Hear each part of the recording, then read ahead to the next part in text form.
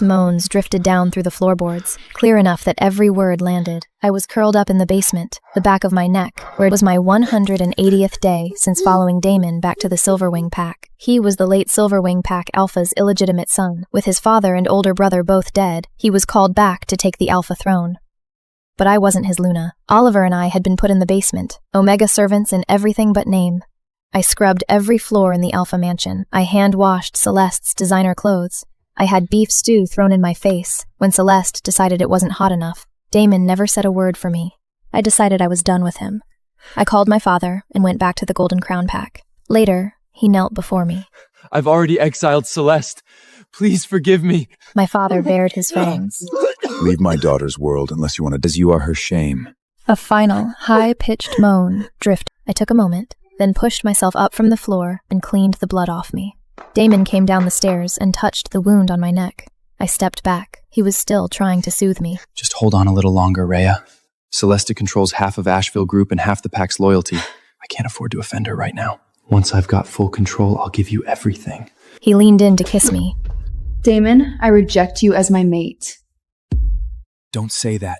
You know the one I love is you. The ache on the back of my neck reminded me he was lying. My wolf, Celine, whimpered in my mind. I can't trust him anymore. But his deep blue eyes looked so sincere, just like the first time we met. I decided to give him one final chance. I took his hand. I can give you everything you want. I am Freya, the only daughter of the Golden Crown Pack's Alpha King, his heir. Exasperation swept across his face. Power isn't something you just claim, Freya.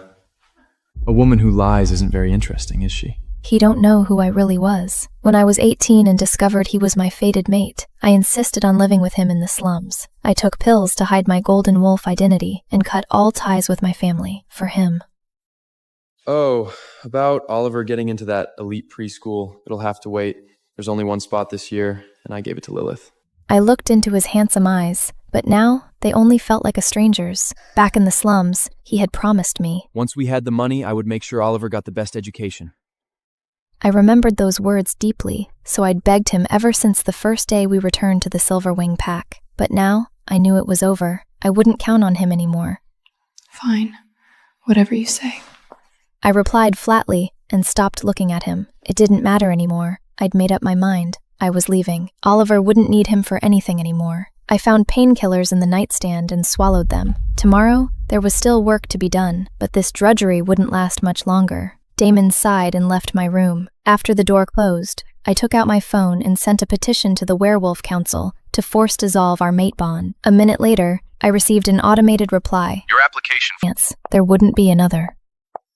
Later, a maid came to find me in the garden. Alpha asks you and your son to come to the banquet hall at 8 tonight, a family gathering. My hand froze on the garden shears. A faint hope flickered inside me. Had Don really decided to change? Maybe he believed what I told him yesterday? I went to find Oliver. Oliver and I went to our separate wardrobes and picked out our best clothes.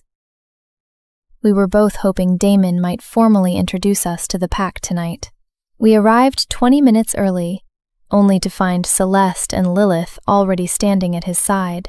Daddy, I'm tired. Lilith tugged at his sleeve. She called him Daddy. Damon lifted her lovingly. Celeste clung to his arm, leaning into him with a smile. They looked like a real family of 3. Oliver and I were excess. Then someone spotted us. Looks of disgust rippled through the banquet hall. Damon saw us too, still holding Lilith.